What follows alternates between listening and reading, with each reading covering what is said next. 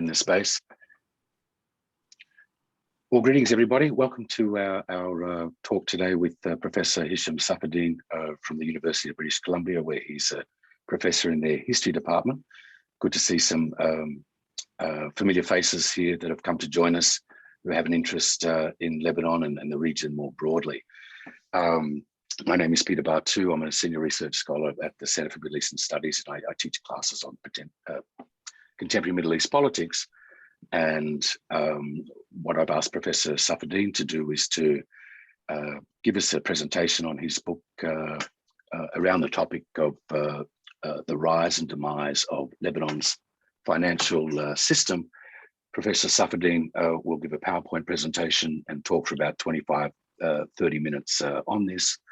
And then we'll open it up to Q&A afterwards. Just a plug for this book. I got it a year ago. I think it's one of the most brilliant examples of a political economy case study dealing with the banking sector and the financial system in Lebanon. And serendipitously, Professor Safieddine had it published in July 2019, within months of the start of the protests in Lebanon, which overthrew the government at the time, and the crisis of which continues to unfold to this day. The World Bank has called the collapse of Lebanon's banking financial system one of the worst economic crises of the last 150 years, just to give you a sense of the scale of it. But I can't think of anyone who's better placed than Hicham to actually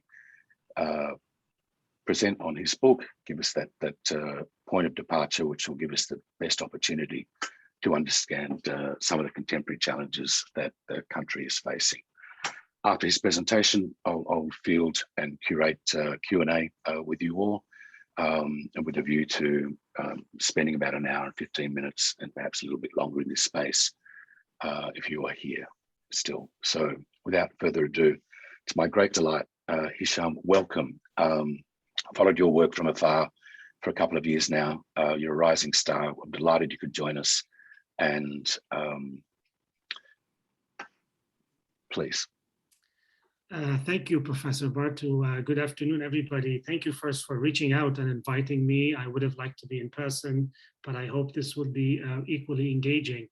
And thank you as well for the very generous introduction and the endorsement of the book. We are gathered today a little more than 2 weeks after the second anniversary of Lebanon's October 17 uprising. On that day, 2 years ago, hundreds of thousands of people took to the streets to protest the imposition of a WhatsApp tax. The tax was rescinded, but the people's anger did not. Now, the WhatsApp tax was only the hair that broke the camel's back of an already broken fiscal and monetary system. Since then, I know much has happened. There's been persistent crackdown on protests by security forces and by sectarian thugs. There's been a total shutdown of the banks.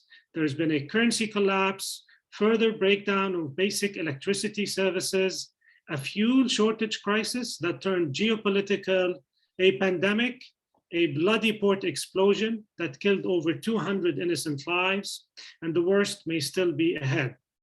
Now, it's hard to keep up with and make sense of all of these developments. And a recent surge in violence over the port explosion investigation has somewhat placed the question of the financial crisis and its harsh impact on people's livelihoods on the back burner. But this crisis is not going away. And we must not let the everyday and certainly the agenda of the political actors, who are, by the way, now plotting for the upcoming elections in 2022, to dictate our analysis or our outlook on what's going on in Lebanon. This is why I'm going to be happy to discuss any of the burning issues about recent developments in our Q&A, and also to update us, all of us, on what's taking place now that it's been 2 years. But I'm going to focus in my presentation on the financial crisis. And I'm going to do so in relation to both the past and the present. So we'll have a bit of both. For those of you who are interested in history, hopefully you'll get your fill of understanding the foundations of this crisis. And for those who want to really talk about what happened in the last 20, 30 years, and of course, since 2019, I'll hope we'll have a chance to talk about that as well. So as Peter has mentioned, my book was published in the summer of 2019. And back then, actually, so in 2019, very few people in Lebanon would have regarded the banking sector as a source of financial ruin rather than prosperity. Fewer still would have considered the Bank of Lebanon's governor, Riyad Salameh, as a failed and corrupt public official. As a matter of fact, if you look at the record, particularly the media in Lebanon, and even if you ask people in Lebanon at the time, they would tell you that he was an outstanding mastermind of currency stability. Less than 2 months after that, after the summer of 2019, after the uprising, the opposite became true. Suddenly, people started calling for the downfall of the banks and the ouster of Salameh, who was the thief. So people wanted their money back. But searching for immediate solutions to stem the tide of inflation or currency collapse, or to retrieve the money lost in the abyss of the banking deposits, leaves little time to rethink more fundamental features of Lebanon's political economy that were established in bygone times of colonial rule or post-independence state building, which is a period that is far away from the lived experience of young generations today. Now, the anti-banking slogans of this generation may reflect the anger of the moment, but in my view, it does not necessarily indicate a counter-hegemonic shift of how people conceive of the social and class function of the banking sector. And as a result, I worry that the antipathy towards the banking oligarchy may subside if, and that's a big if today, the current symptoms of the crisis subsides, which would allow the sectarian oligarchic regime of Lebanon to reproduce itself. So it's in the spirit of pushing for such a counter-hegemonic shift that I will first map out the structural features that underlie the foundation and growth of the financial system. This is the rise bit, at the heart of which lies the central bank. I will then discuss the contemporary crisis via a series of PowerPoint graphs. The purpose of this is to undermine claims about the cause of the crisis that are repeated, and I'm sorry to say sometimes ad nauseum, in the mainstream media and by politicians whose greatest skill is the perpetuation of their impunity. So let me start with my PowerPoint, and I'm going to narrate part of this with the PowerPoint to hopefully also visualize some of the arguments that I'm making. Okay, can you see the PowerPoint? Okay, great. So sorry, I have an issue here. Can you, I guess, if I do a full slide, I can't also look at my cheat and look at my written, can I? I can't, right? I don't know if, are you still? This will work. This will work. Can you, even if you present it in this way, can you see your notes? Yeah, I can. Can you see my notes though? We can't. You cannot. Okay, good. No. But this, okay, so this is fine though, right? Yeah, we can see your slides. We can't see your notes. Okay, so it's okay. There'll be like the sneak peek into the future slides, but that's okay. I have an extra. Professor, yes. Would you like to make it full screen or? How do I do that? So, well, you I mean, slideshow, you mean? Yeah, play from the start. Well, that's what I did. The only thing with that is There we go. But I couldn't get to my notes. If I did that, I would not be able to see my notes. My notes are on my computer. Oh, okay. Then that's the problem. to, So I'm gonna stick to this format, if that's okay. Would you like to click presenter view? Presenter view might fix that. Okay, let's see. Here they go. Is that you see, it takes over. When you do that, the Zoom takes over your screen. So, I do see that. Yeah, probably just sticking to what we were, or if you click the 3 screens, Professor, or can you go back for a moment?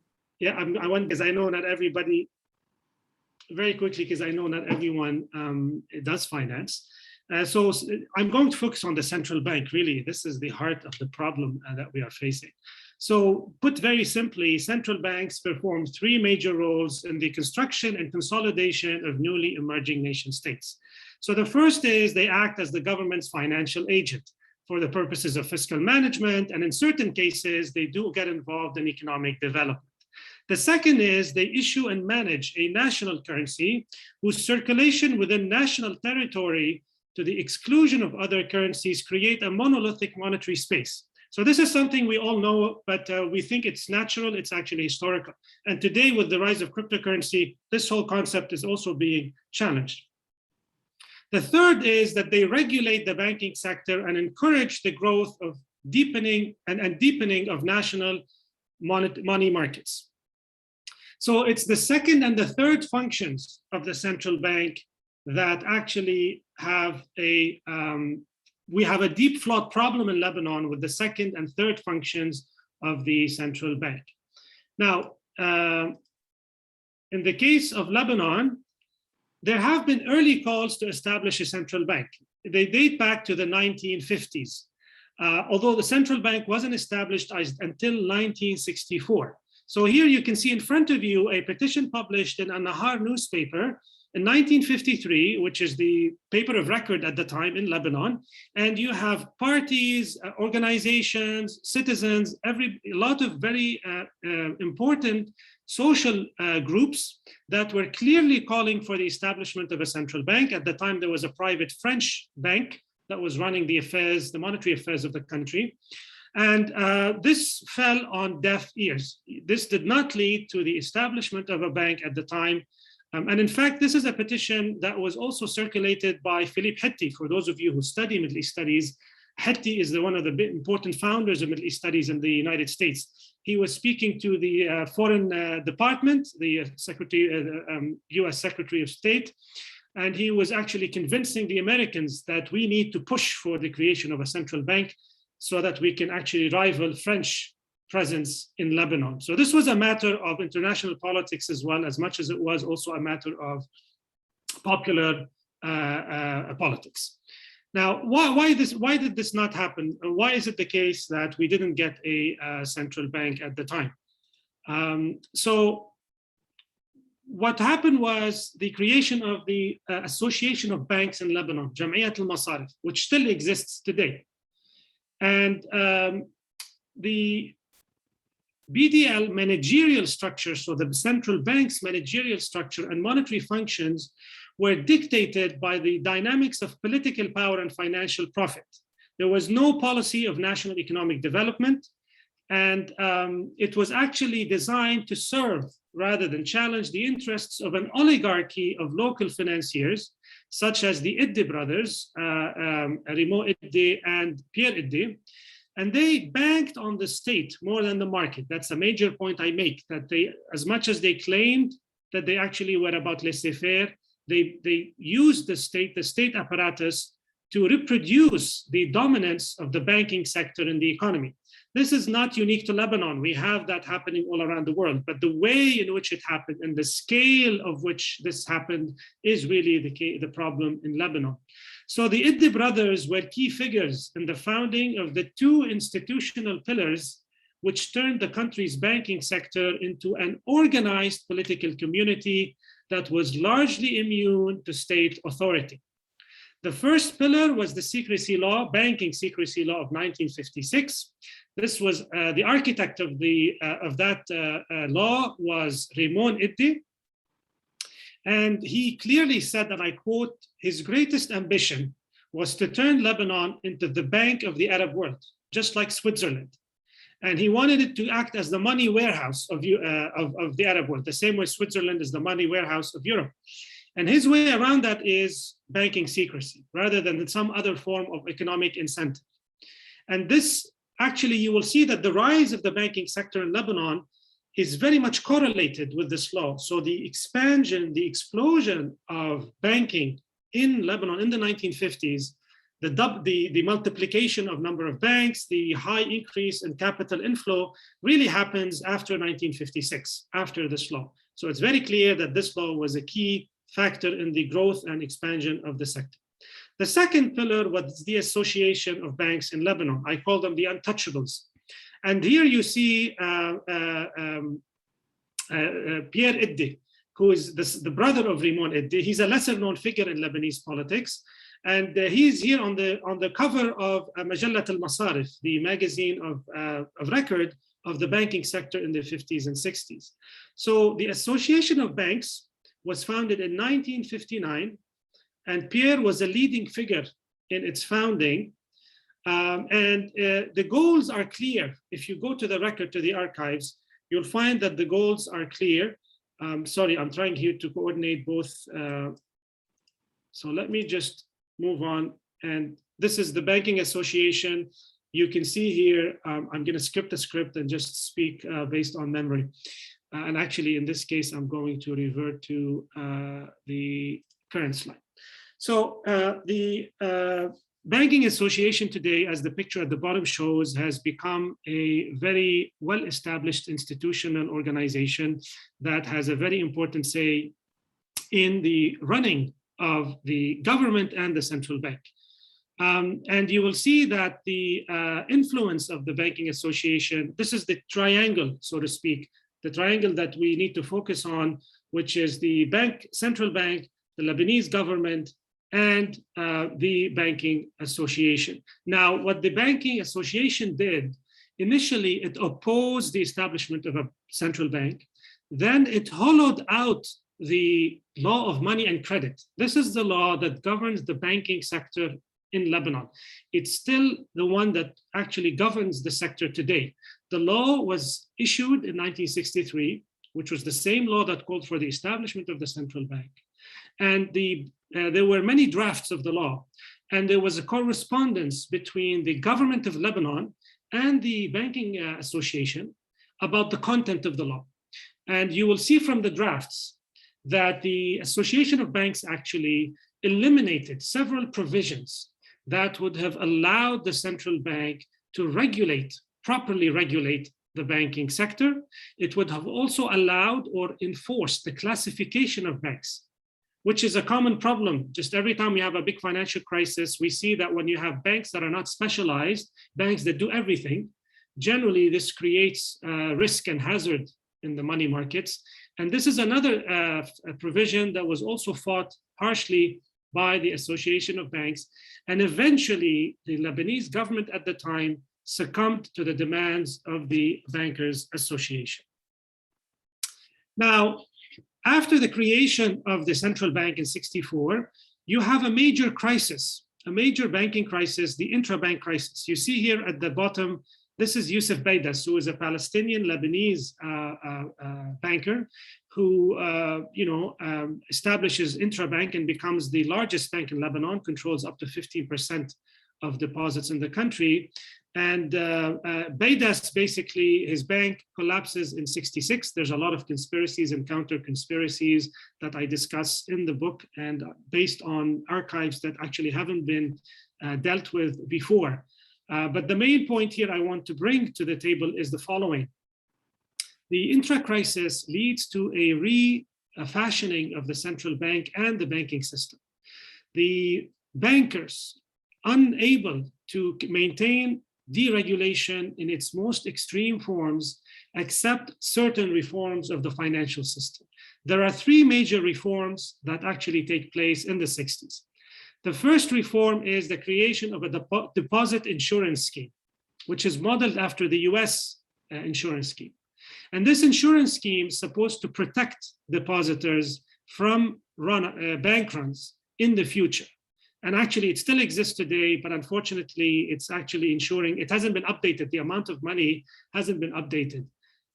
So the banking insurance scheme was a major transformation. The second was the creation of the Banking Control Commission, which was supposed to oversee banks and to actually take over banks. This institution and something called the Higher Banking Committee, these new institutions were supposed to take over banks that fail, kick out the managers, and actually either declare the bank bankrupt or restructure and refinance the bank. So this was another major development. The third was the agreeing to also create classification of banks. So the 1960s witnessed the major banking crisis prior to today's crisis. And during this crisis, the laissez-faire model that was constantly peddled by these bankers proved to be a failure. They agreed for certain reforms. And I should mention that these reforms and the resolution of the intra-bank crisis also happened with active participation by what I call supranational networks. These are networks of individuals, powerful individuals who were either financiers or politicians or diplomats, like Eugene Black, who was a famous World Bank head in the 60s and was also at some point, I believe, either a member of the cabinet or a consultant to John F. Kennedy. These networks were able to negotiate new reforms by speaking to the Lebanese government, also to Gulf states. A lot of the money in Lebanon was petrodollar money. The government of Qatar, the Kuwait private sector had a lot of money in Lebanon. So these networks were essential in the negotiation of a new settlement for the crisis. And we can ask, why did this not happen today? Or if it's happening through the IMF or the other actors, what's going on? Why was this different from what happened today? So the Intra crisis was a watershed in the history of the banking system. And like I said, although it actually introduced certain reforms, at the same time, it strengthened the stranglehold of the banking association because it failed to implement radical reforms in the policy of the central bank, which was also extremely conservative, not only in the regulation of the banking system, but also in its monetary policy, its currency policy. And we can talk more about that and link it to the crisis of the dollar and lira today if you want. So this is kind of, I've kind of talked about the main signposts, the main milestones in the fragile institutional structure of the political economy of banking, and the very important and usually neglected role of the oligarchy of bankers, who actually very much were connected to the sectarian political leadership. And in many instances today, actually, they're one and the same. But unfortunately, in Lebanese historiography, you always focus on the sectarian dimension. There's a fetish with sectarianism, and we don't talk enough about the role of bankers as political actors, as institution builders, and the role of the banking association. I mean, I call it the longest serving affiliation and lobby in Lebanon. It outlasts every other party. If you think of the parties today in Lebanon, this association is much older, maybe with the exception of the Kata'ib party.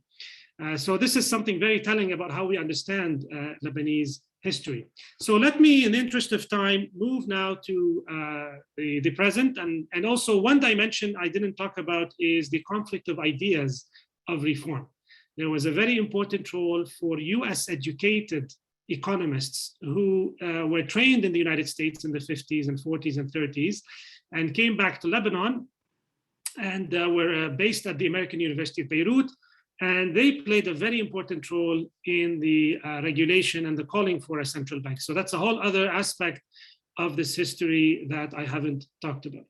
So let's fast forward. We've got the Civil War, in which actually the central bank, because of its relative autonomy, managed to kind of remain at a safe distance from all the different warring parties. And then comes the 1990s, which actually inaugurates a new phase of the political economy of Lebanon with some new characteristics, but also some baggage from the past. So let's talk about what was still the same, what hasn't changed, and what also has changed. So, structurally speaking, Lebanon, I think many people know this, suffers from a serious uneven economy in which the balance of trade is negative. So very basically put, you always have more, you see the dark blue here, the navy blue, this is the export, and the light blue here is the import, and the difference is this whopping negative column. So consistently, this is the data based on the central bank data, 2014, 2019. You see consistently there is a balance of trade deficit. You know, Lebanon exports much more than it imports. Now, this is the case since the independence. And this is really a problem. But this is the case since independence precisely because the mercantile financial class of Lebanon insisted on an overvalued Lebanese pound, and its interests lie in importation. It fought vehemently any kind of production. It was a little bit softer on the agricultural sector, and this is for also historical reasons. Now, what's the difference between then the past and after the civil war? Now, although Lebanon has a trade balance deficit, it's always, generally speaking, had a balance of payment surplus. So although it exported more than it imported, more money came into Lebanon than the money came out. And the reason is because of the services sector, so tourism, remittances, the Lebanese diaspora and the role of the Lebanese diaspora in sending back money to their family, that's a big role, and also deposits by the diaspora and by historically Gulf capital.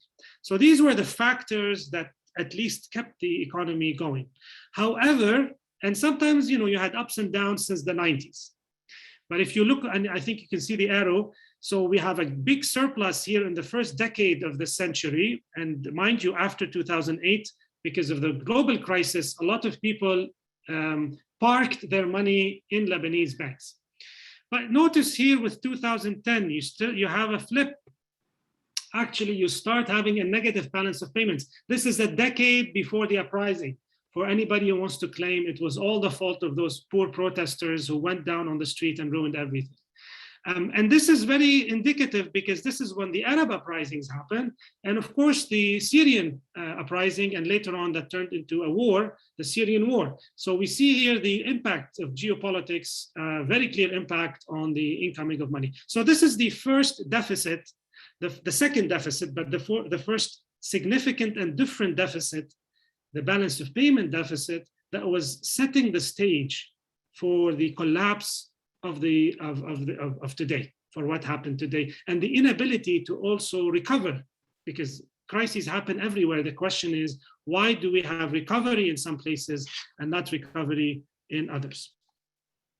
So another important dimension is the flow of money into the banks. So again, money comes in, it goes all sorts of places, but also some of this money goes into banks, which is the banking sector. So think of the financial sector that as everything that has to do with currency and money and banking and non-banking forms of financial exchange, but a big part of it is the banking sector. So in the case of foreign capital inflow, again, you see that there are these dips. And you'll see a big dip in July 17. You see also another dip, for example, after 2006, with the Israeli attack on Lebanon. You see a big dip here. Also, when Hariri was detained in Saudi Arabia, you see a dip around that time, another big dip, of course, 2019. So what's the point of this? The point is to say that Lebanon, because there are no long-term incentives to invest in the country, it is a country of hot capital. So money comes in very quickly when people feel very nice and happy about it, but also money comes out very quickly. And money is highly sensitive to political development. This is also the case everywhere, but more so in Lebanon, where there is very little sovereignty, where there is an open economy, extremely vulnerable to transformations and changes, developments in the region and the world. So hot capital is another major problem that has exacerbated the crisis. And this hot capital, as we can see from the data, is generally connected to political developments and much less so to economic. Now, the financial bit about high interest rates is an important factor to the Ponzi scheme, which we can talk about. So we talked about the structure of the entire economy and the flaws of that structure. Some of these flaws persist from the past, like the balance of trade, the uneven structure of the economy. But there are others that I'm going to talk about. The debt is a new development. Before I discuss the debt, government deficits, right? We have We have triple deficit in Lebanon: balance of trade, balance of payments that I talked about, and a government deficit. Now, in the case of government deficit, one of the things we hear all the time on the news, that the problem is we have corruption, we have waste, which is all true, but also that we need to fix electricity. There's a lot of money going to supporting electricity power, the hydroelectric power generation, and wages, public wages. We hear this when we talk about austerity, not just in Lebanon, around the world. Now, if you look at the numbers, again, this is 2018, before the crisis. You'll notice the two biggest expenditures of the Lebanese government are actually public wages and benefits. This is the 32% here I'm circling. And guess what? This is wages and benefits, 35%. And we have a 32%, which is actually, which you don't see here at the bottom, is payments of interest on the debt. So, and the electricity is at 10%. It's not the major, it's still an expense, an important expense. But keep in mind, we need to interpret this socially. And I mean, like, in relation to society. These wages are the wages of the salaries of tens of thousands of families. And electricity is a public good that benefits everybody. Meanwhile, the biggest expense, or one of the two biggest expenses, is the servicing of the public debt, which goes to probably a very small minority of people. So when we talk about austerity, it's unfortunate there's always a focus on, spending, but there's little focus on the debt, which is actually a major, major problem and expense. And even if you go into wages, this is another important point. If you break down the wages expenditures, you will see that the teachers, for example, that are always complaining about, salaries of teachers, they're a mere 18%, whereas the army and the internal security forces make up, in this case, over 61%. So no wonder that there's a crackdown on the security, on the people, because these are the beneficiaries of this regime. And actually, again, we see that the military and security apparatus, and again, this is not an anomaly. We know in the United States, so much of the spending goes to the military, it doesn't go to other things like education. So again, it's a structure that is showing us where are the real expenditures if we want to reform government spending. So the debt itself, just a few comments on the debt. Basically, there are some features about Lebanon's debt that are very problematic. Some of you also might have heard of. First is dollarization, which means that a large amount of the debt, or a substantive amount, is in US dollars, which is very rare in the world when a government actually borrows in a currency not its own. And this is a problem because you can't pay it back. You can't print dollars, right? Only the US can print dollars at will. So this is a major structural feature that is a problem. The second structural feature is that, unlike most global South countries, the United States, Lebanon's debt is held initially mostly by local banks, by domestic banks. So you don't have the problem of IMF conditionality. You don't have the problem of dependency on a foreign government. But in the case of Lebanon, you have the problem of being hostage to the banking lobby, because they own the debt, they control the debt. So that's another major reference to the role of the banking lobby and its influence on the currency. The last slide I'm going to show is about the people who put their money in the bank. So as you can see from the slide, these numbers have changed drastically since the crisis. These are pre-crisis, which is why it's about explaining the underlying problems that led to the crisis beyond the day-to-day politics that we hear.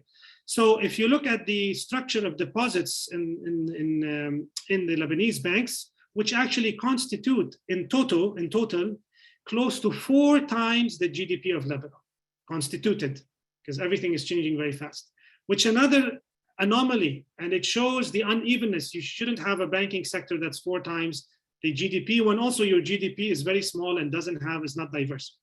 So in terms of distribution of wealth in Lebanon and concentration of wealth, you're going to see that almost 82% of 82 billion is owned by less than 1% of depositors. So the vast majority of money in the banks are owned by a tiny minority. And this is both very problematic because of the impact it has on wealth gap, but also it is the key to solving the crisis. Because if you do apply a major haircut on these people, actually the impact is going to be, in terms of socially speaking, just on a very small minority. So these are kind of, in very basic terms, some of the major problems that are actually at the very heart of the demise of Lebanon's financial sector. I'm going to conclude with some remarks, and then hopefully we can open the floor for discussion. So sorry, did I unshare or not? It's unshared, right? Correct, yep. Okay, yeah, all right, thank you. So let me conclude by saying that the colluding relationship between the Association of Banks and the central bank, which took shape in the mid-20th century, had laid the ground for an ever-growing financial oligarchy that survived financial crises in the past, that is, economic downturns, political turmoil, foreign occupations, and a prolonged civil war, 1975 to 1990. By 2015, and amid a struggling local economy and a dwindling middle class, private bank holdings, as I had mentioned, had grown to almost 4 times Lebanon's entire GDP. On top of that, and thanks to financial engineering by the central bank, the bankers continued to finance the state and make in return handsome profits. Local Lebanese banks were holding more than 50% of the country's ballooning sovereign debt. And as I mentioned, their share is uncommon in the annals of sovereign debt of developing nations. Now, these mechanisms that I talked about, which range from colonizing by lending in the 20th century or IFI conditionality, did not apply directly to the case of Lebanon today. In the case of Lebanon, it's the government's ultra-conservative monetary policy in the post-World War period that advocated small budgets and avoided state borrowing, even for economic development, has turned into one of the largest borrowers of the world. This has made it initially less susceptible to foreign intervention, but it did not imply a guarantee of independence from foreign influence and local manipulation. It is taking full account of these financial foundations, not as a one-time event in the past, but as an ongoing process of constructing state-embedded regulatory regimes that is a major step towards envisioning a strong and stable economic future that is neither subject to foreign dictates nor subordinate to private banking power. Thank you. Wow. Thank you, Hicham. That was extraordinary, really. Incredible background and overview. And so everyone, if you've got questions that you'd like to ask of Professor Safieddine, then I'd welcome you to type your questions in on the side there, and I'll address them shortly. But Hicham, this begs the obvious question, doesn't it? Because I've sort of, how does Lebanon get to the circumstances where it can re-regulate or create that reform moment and move on to a more stable platform moving forward? And I know that this was the essence of the discussion at the end of 2019 and into 2020 among activists, among people on the streets, among the many constituent parts, because they realized really quickly that this was at the heart of it. You mentioned that some of that debate has been stifled by some of or pushed aside in a way, displaced by other challenges and regional issues and so on. But are there mechanisms? Is there still a vibrant conversation among stakeholders here about the type of haircut that could be given, the way of addressing this, how does one get onto a shared common vision of, the economic future. That's not just a discussion about elections in 4 months' time or 5 months' time or wherever it is. Yeah. Where did that energy go, and what are the possibilities here? Really important question. I know it's a hard one, but so love your yeah, thoughts. Maybe it's good to just quickly point out to the main things that happened on this front, particularly since 2019, because they also kind of set the stage of what can or cannot happen, especially that today, actually, with the new government, with the Mikati government, there isn't a serious attempt to address this issue again. Mikati, for those of you who follow news in Lebanon, spoke, I think 2 days ago, had a press conference about what to do with the banks. And he suggested that people should wait maybe up to 20 years before they get the money back, when his own wealth is increasing. Sorry, I'm just going to make this quick comment and get back to your question. Yep. When he was appointed prime minister, he became teary-eyed on TV because he was worried about the mothers who can't bring milk to their families. And I went immediately and I looked at the Forbes index of wealth. And on that day, he became richer by $12 million on a single night.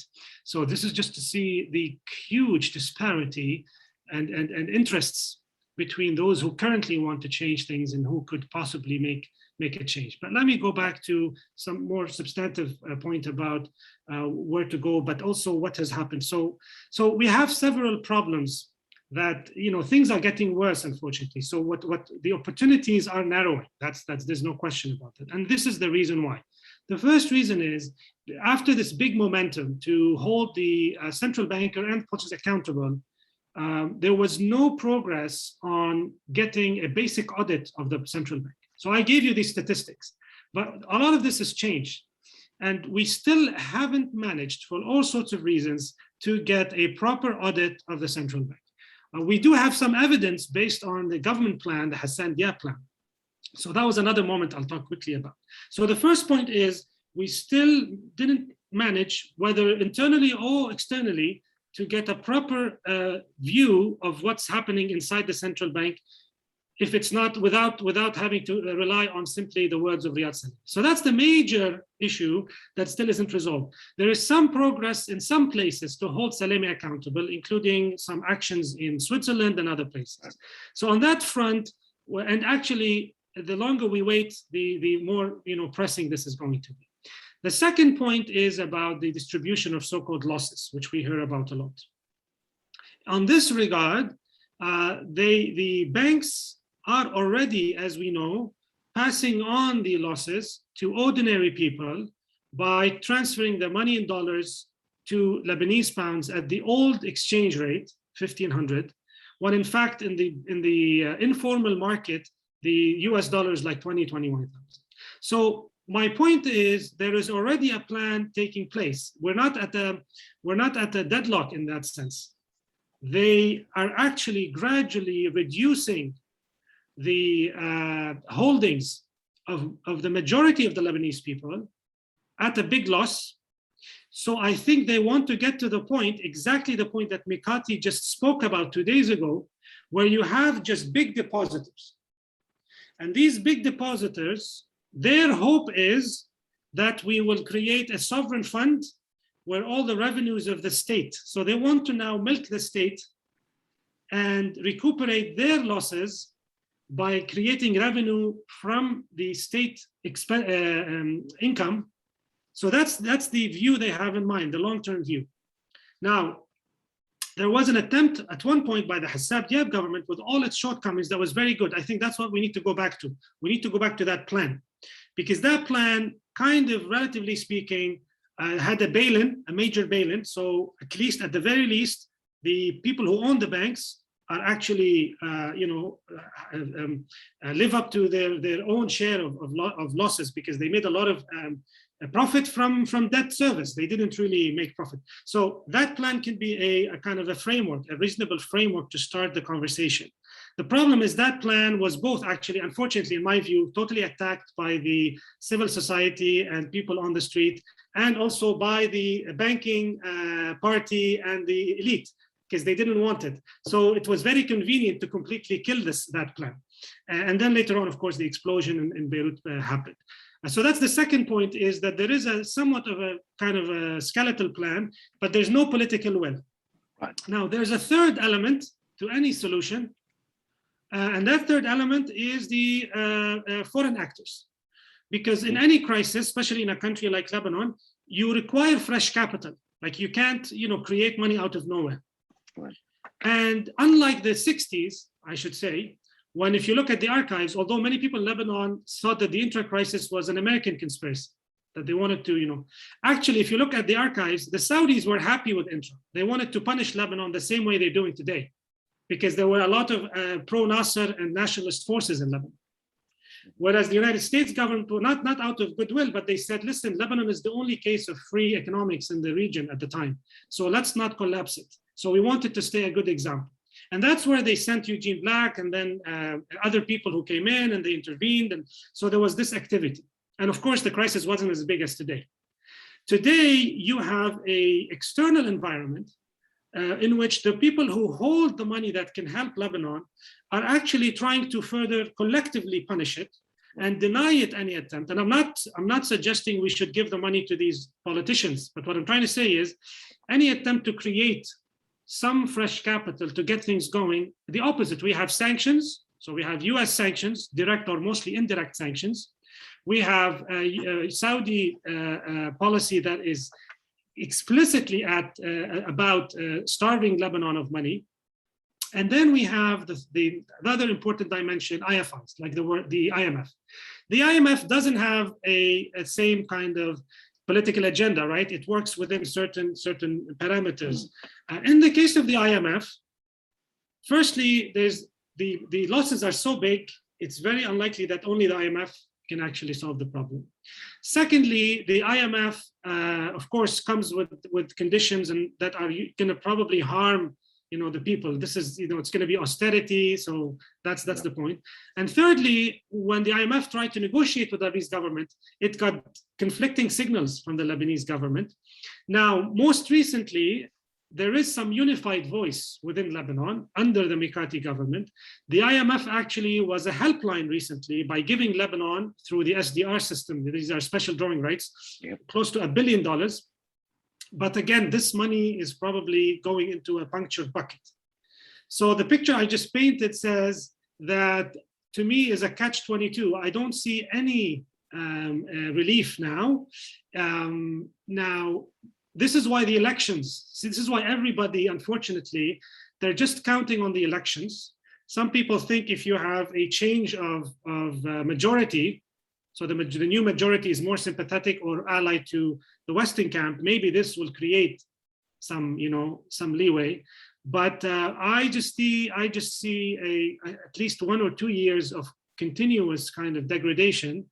And then the hope is that some political force in Lebanon kind of, comes out and creates an alternative, which will hopefully open up foreign interest in a way that doesn't also, I would argue, that these are my views, undermine the basic interest as well of Lebanon. So it shouldn't be, this idea of we give you money so you do our bidding and your phone point. So I'm sorry, I don't really see, I see the threads where we should start. These are the things we should think about, the 3 main things, but how we implement them is the problem.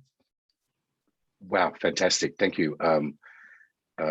It's your comprehensive response there makes me I feel like that sometimes in the classroom when I'm talking about challenges in other parts of the region.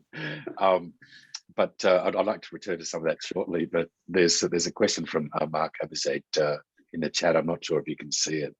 But the first one is, what role did the bank secrecy law play in the current financial crisis? And I'm just on that. Is that still in play? Does that impact the questions of either audits or forensic audits? Yeah, so thank you, Mark. How are you? The first point about the secrecy law, it played a very important role because it was used as an excuse by Salemi repeatedly to actually deny the Minister of Finance the right to look at the books of the central bank, which is a right actually guaranteed, the right of the minister, by the money law and credit. So as you know, Peter, there's always, the law is, everybody will use it to their own advantage. But in this case, so it was used by the central bank. The second way it was used is by denying the government the right to know who transferred money out of the country. So we didn't talk about this, but those of you who follow another problem is a lot of these politicians and bankers, they spirited the money out because there are also no capital controls. That's the first thing you do when you have something like this. Lebanon did not impose capital controls. Right. So the banking secrecy was another major weapon to deny people the right to know who actually sent the money out. And then it became all about corruption. So if you were involved in corruption, we could actually expose you, but if you're not, we can't. And then good luck trying to prove some of these allegations of corruption. So that was another way in which the banking secrecy law played an important role. Now, in terms of the crisis itself, I would say on a structural level, the banking secrecy law is precisely what brought so much money into Lebanon, plus the high interest rates. Right.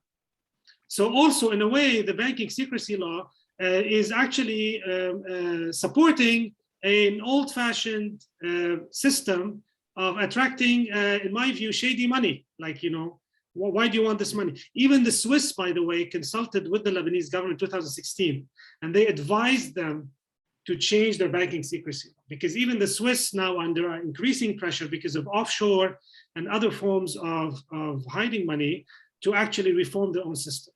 So these are the three ways I would say. The second is, I think you asked me about the 60s, or this is what Mark is also asking. That's right. Could government use the 60s reform law you mentioned to take over the banks and erase the public? Not in theory. They can do in practice in many respects. The laws allow them to. And as a matter of fact, the parliament can just convene right now and create any law at once.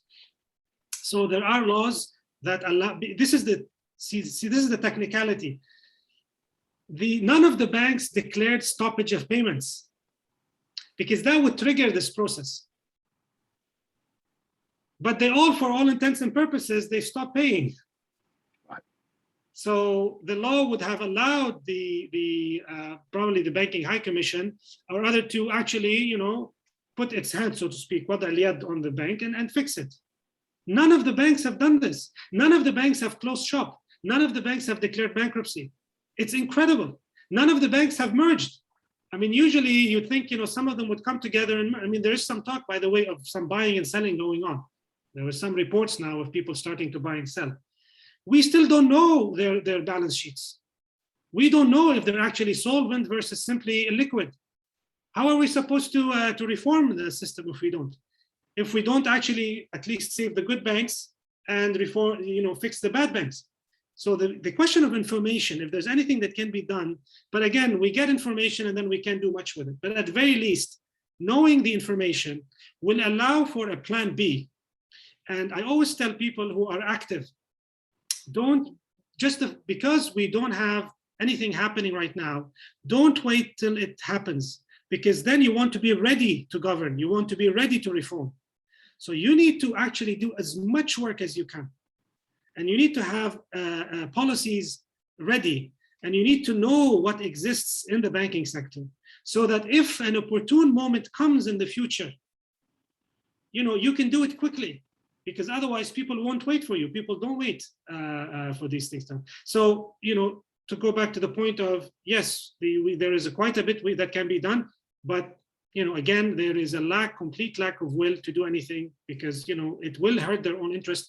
And because it's a collective crisis, it hits everybody.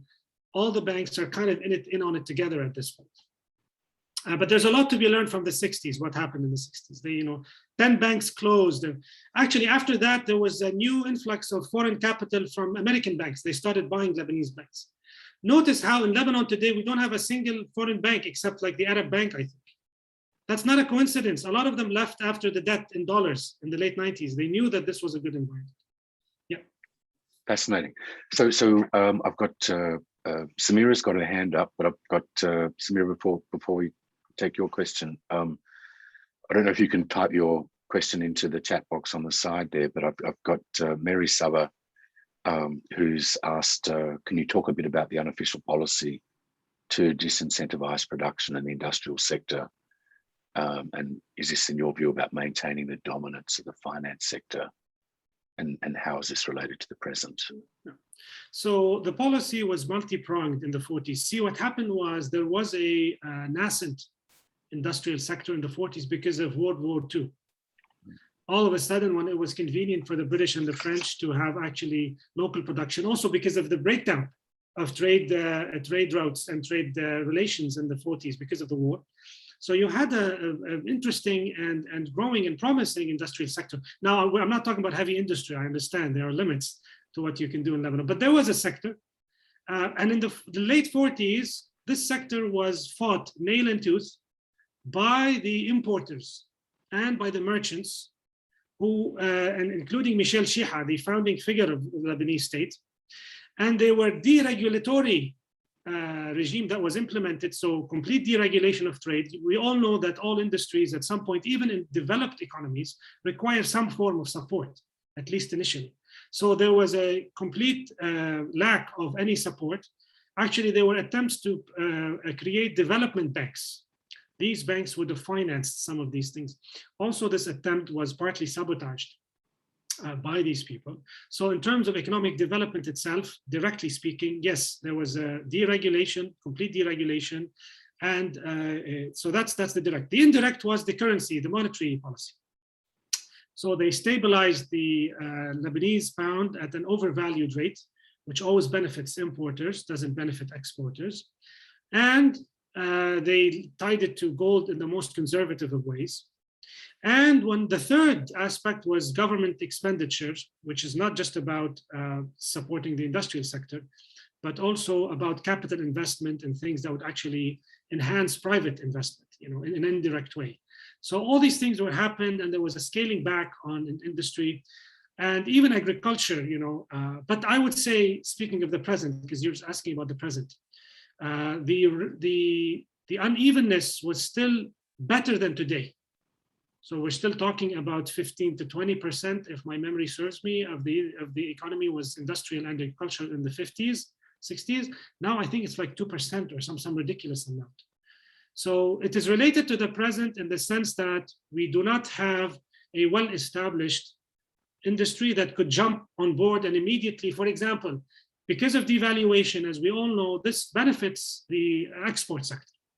If you had an existing export sector that was small, it would capitalize on this opportunity, like people do in Turkey or other countries. We don't have that today. So 2 years in, we still have some initiatives here and there. So the fact that there wasn't, to begin with, a well-established, prevented a quick response and a quick capitalization on what exists today. And in terms of the government, it's still doing the same. It has these small initiatives, but the government still thinks the same way in terms of what it does.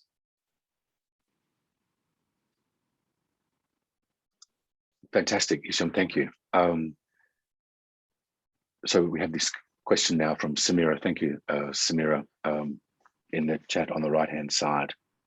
Can you read that? Yeah, or Samira, yeah, sure, I can. So she's asking, can you please reflect on the concept of sovereign debt in its relationship to the sovereignty of Lebanon more generally? I guess everybody can read it, right? I can just read it and answer, or do I need to read it out loud? Oh, no, you can, yeah, that's right. Okay, so the sovereign debt. This is a key point that before 1990, with all the negatives I talked about, the Lebanese government managed to avoid sovereignty, which is why in the civil war also it wasn't in big trouble until the late 80s. The sovereign debt, the concept first, this is, it is the debt that is owed by the government to non-government entities, very simply put. It's called sovereign debt, sometimes it's called public debt. And we know almost all governments in the modern era have some form of sovereign debt. It's the question is the two things mainly. The extent of this debt in relation to the economy. So a major factor is how big is this debt compared to your GDP. And Lebanon is one of the highest in the world. It used to be the second highest before the crisis after Japan. But as you can see, because Japan is a production economy and has all sorts of things, we worry less about Japan than we worry about. In the case of the States, you worry less because the States has enough military power that if anybody comes and says, we want your money, you know, they know how to say no if they need to. But Lebanon can't afford that. Or most developing countries, they will be invaded or something will be, you know, they will like implement some. So sovereign here is about sovereignty in terms of the ability of a nation to actually defend itself against impositions and conditions of debt. So conditionality is another major aspect of debt, which is why it's sovereign or non-sovereign. So this is also a legal question. It's a question of who has the right to claim a debt and who doesn't. And usually sovereign debt is also called sovereign because technically speaking, it is the highest authority. So no one has actually the legal ability to, which is very odd, you know, now we're talking about theory here. It means that governments can keep issuing debt forever. Because they always, you know, technically speaking, if they legislate sovereign debt as sovereign, like you can't, you know, and you can't sue them. Sometimes you can, but the point is they issue bonds and then they can issue more debt. And because they tax the population, they can always retrieve some money to pay the old debt or impose it. So it's almost if it's voluntary tax almost in a way. Sometimes it's not. Sometimes it's imposed. So these are different aspects of sovereign debt. Now you're saying in literature on colonial that the emphasis is on external forces that challenge the sovereignty of state, turning them to semi-sovereign. Lebanon's challenge to sovereignty seems to come from the inside. Very true, but I would say both. So the ability of Lebanon to actually, the Lebanese state, to decide what it does is hindered by the banking lobby, but also it's unable to borrow externally because of the sanctions, because of the collective punishment, because also as a developing nation, nobody wants to carry Lebanese pounds. So it's not liquid, its currency is not liquid internationally. Whereas the US, for example, I use it because it is the most powerful financial power, but we can talk about the sterling. Maybe in 30 years, we'll talk about the renminbi. You know, if you're a powerful economy, you also have high sovereignty because you have high liquidity because your currency is more likely to be actually liquid. So, and the fact that also Lebanon was borrowing in dollars, that's one added lack of sovereignty because they cannot print money to pay their debt. So it's a very important question that I try to talk about in the book. And, you know, I focus a lot more in my book on the internal lack of sovereignty with the banking lobby, because I think it's a neglected aspect of Lebanese history. But, you know, definitely it shouldn't make people think that, oh, it's only beholden to these forces. No, definitely, like I said, like the sovereign funds of the Gulf states are about $1 trillion. If they want to support, you know, now they could easily, you know, just like they did with Egypt. So it's a political question as much as it is also for the people of Lebanon. I don't also want these corrupt politicians to get more money without some form of accountability. So it's a bit of a catch-22.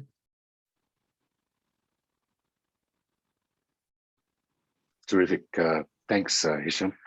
Does anyone else have any more questions that they'd like to put forward personally or in the chat box on the side? I'll open it up for one or two more. Good, Mark Abizade has one. I've got one more related to the contemporary moment, but Mark, please, if you could, feel free to unmute and ask it personally. Okay, great. Can you hear me? Yep. I wanted to ask about the one of those charts that you were showing of the inflows and outflows of money coming into Lebanon and out of Lebanon, and it showed. Well, firstly, it showed a big spike in 2009. I wonder what was the reason for that spike of inflow, and then all of the years after, I think 2010, there was a lot more outflow than there was inflow, and I want to know the reason for that too, and if that if depositors forecasted this collapse that happened a couple of years ago, and if that's partially to blame for those outflows, and what event triggered the collapse 2 years ago specifically? So the first point about 2009, this is right after the financial crisis, the subprime mortgage crisis that became a global financial crisis. And this is when, as I mentioned, actually a lot of expats and others parked their money in Lebanon. Now, according to what I've looked at, but I haven't looked at enough, my conclusion talks about everything after the Civil War. So those have to be taken based on, I mean, I did research enough to write that chapter, but not enough to do the stuff I did on the pre-war, which is I really know the most about. So it appears that the Riyad Salemi at this point, he actually did prevent the banks from engaging in some risky forms of borrowing.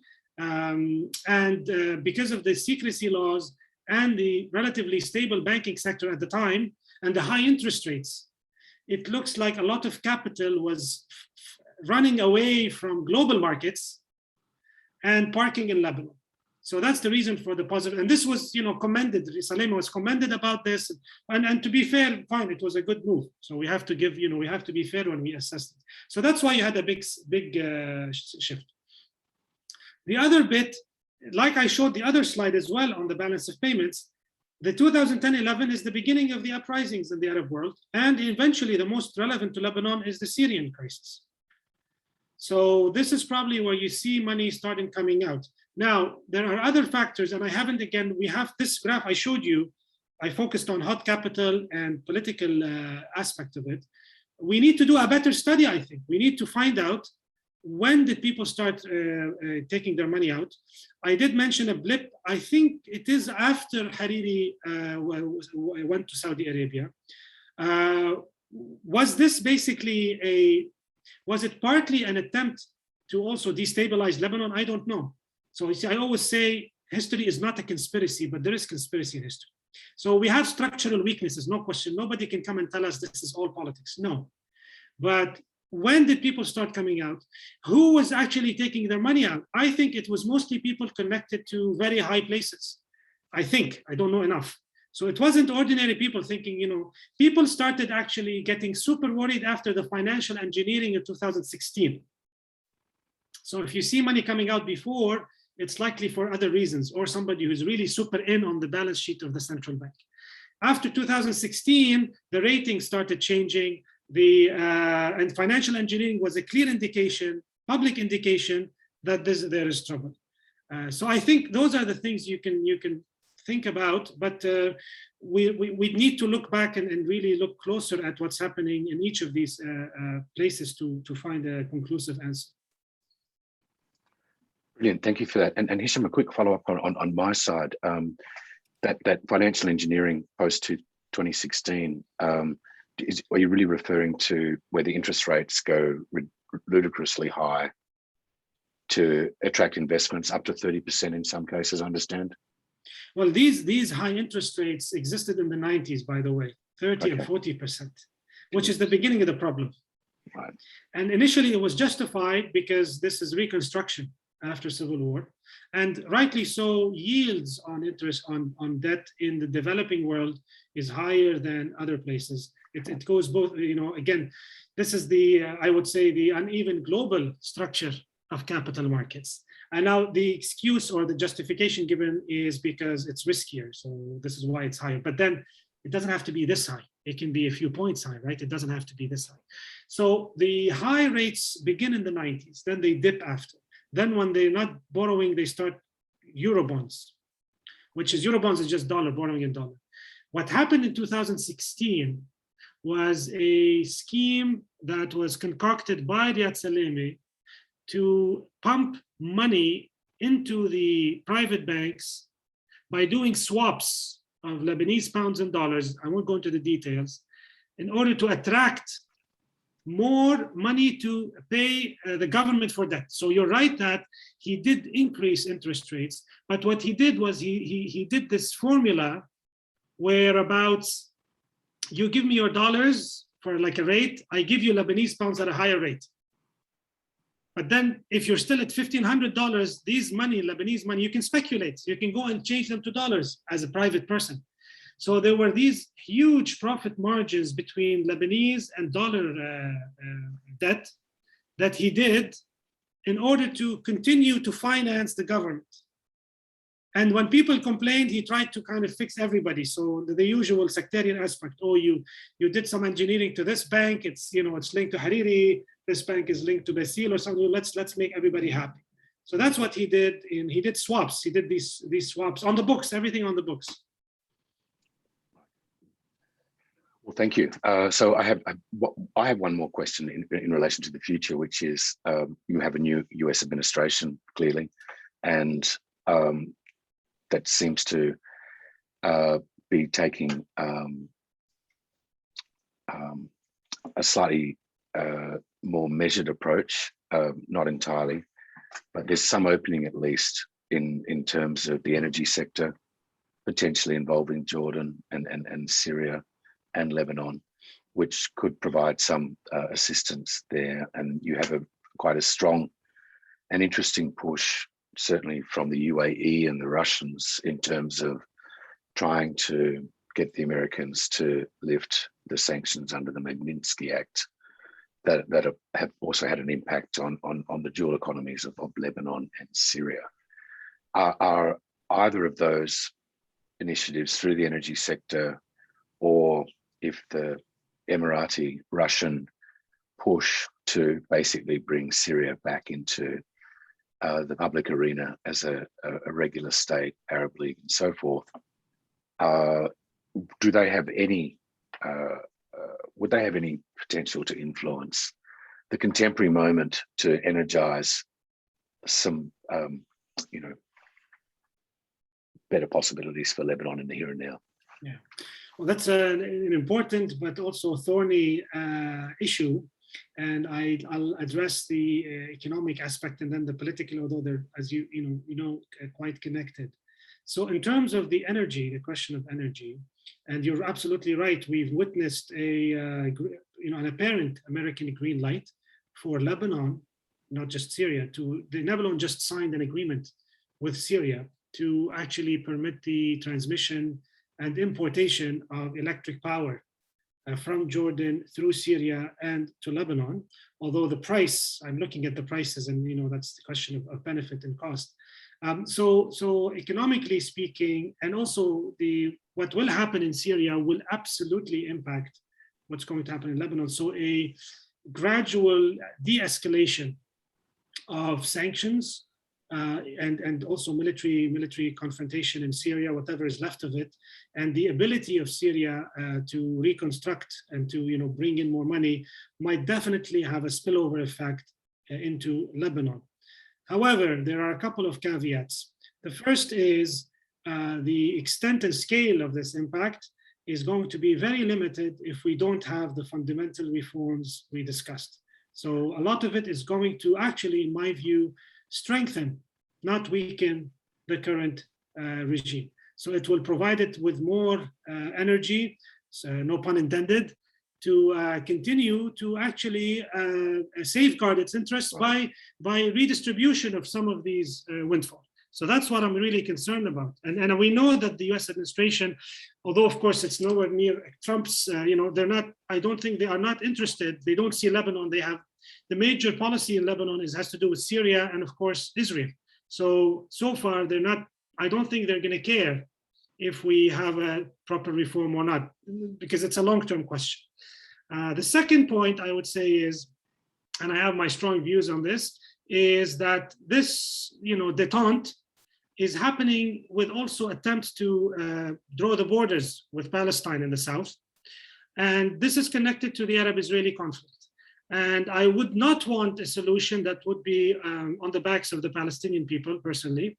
And if we do have that without also proper resolution to the conflict in Palestine, this is going to basically exacerbate the situation. So, and I also don't see a resolution of the border. So it's interesting, the energy bit you talked about, it was almost a second attempt, because I don't know if your listeners know, but a lot of the electricity generated in Jordan actually comes from Israeli companies who are actually excavating in Palestinian land, in my opinion, not in my opinion, I would say that's my view on things.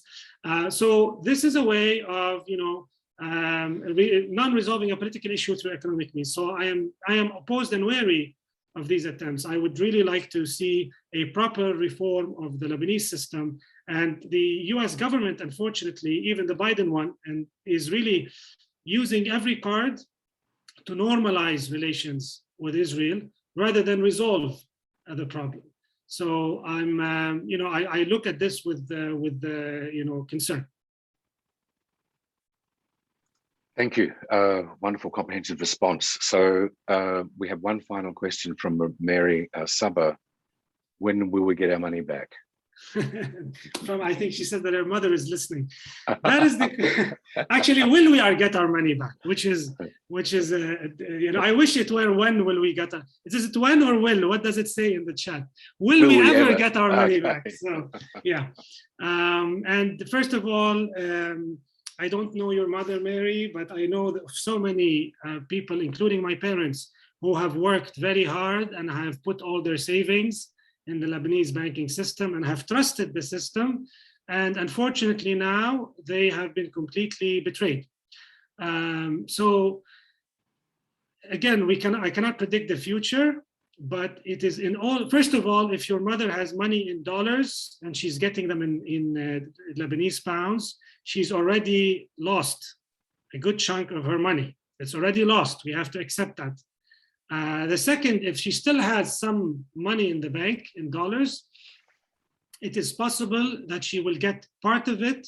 It is almost unlikely she will get all of it.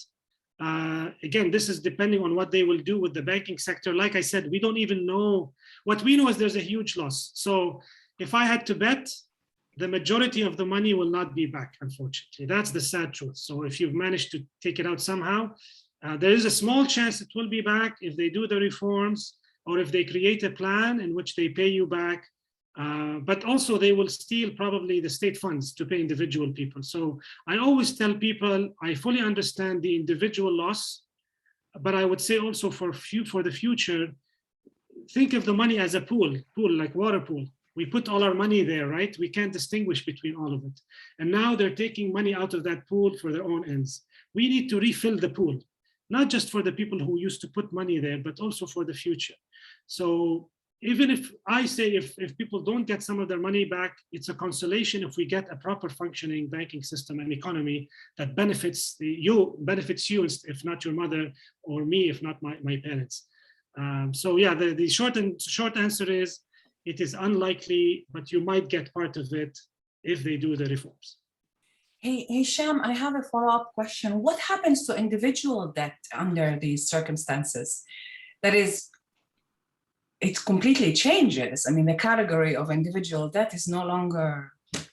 Well, this is a good question because there are winners and losers. So actually, I know people who had borrowed from the banks to pay their mortgages. They're now paying it in Lebanese pounds peanuts. So there are people who can't pay the debt anymore. They have defaulted, which is why it's creating a further instability in the banking sector. So individual debt is also a case where actually it's people who are in debt. So if you lend the bank, is when you put money in the bank, you're lending the bank. If you lend the bank, you lose your money. If you borrowed from the bank, you're in a good situation. So this is the opposite of what we're taught, that if you borrow, you're better off, and if you save, you're good off. But it's also, I mean, what is interesting about it is that individual debt is also a mechanism of governmentality. That is the way people are made to stand in line and to endure work in order not to endure more debt and to pay off their debts, right? It's a mechanism, some call it, of financial terror. Actually, yeah, and I mean, so now we have something else here. But even then, to be fair to what you're saying, the banks are forcing people to pay their debts, but no one is forcing the banks to pay back the depositors. So people who can't afford to are refusing to pay their debts, but they're still being pursued by the banks. Now there are also court cases between both. So people are also going to the courts to adjudicate this question. So we have chaos. So we do really, it's not clear. There's no trend in this. There's, you know, each person is trying to save themselves. And I understand that dynamic, but it's incumbent on the people who, the leadership, the political leadership, and the people who want to change to think of this problem collectively. We can't just think of it individually, although I understand why people would. I just hope that people who are leading change think of it beyond just, you know, give us our money back. Terrific. Well, we've come all the way to 1:30 very, very quickly, in my view. Hicham, thanks to your extraordinary knowledge and an eloquent presentation of it. Thank you so much for joining us. I hope the next time will be in person. This story is not going away. And good luck with informing everyone about it in your lucid way and for the future. And yeah, thank you so much. It's been a real pleasure. I want to thank you personally for inviting me and for actually your engagement with what I've talked about. And it's been a pleasure also speaking to everybody. And I want to wish the center all the best with the extremely active presence and analysis on the Middle East. So all the best to you and everybody there. And I do hope we get to meet in person. Very good. Thank you, Hicham. All right. Bye-bye. Thanks, everybody. Take care.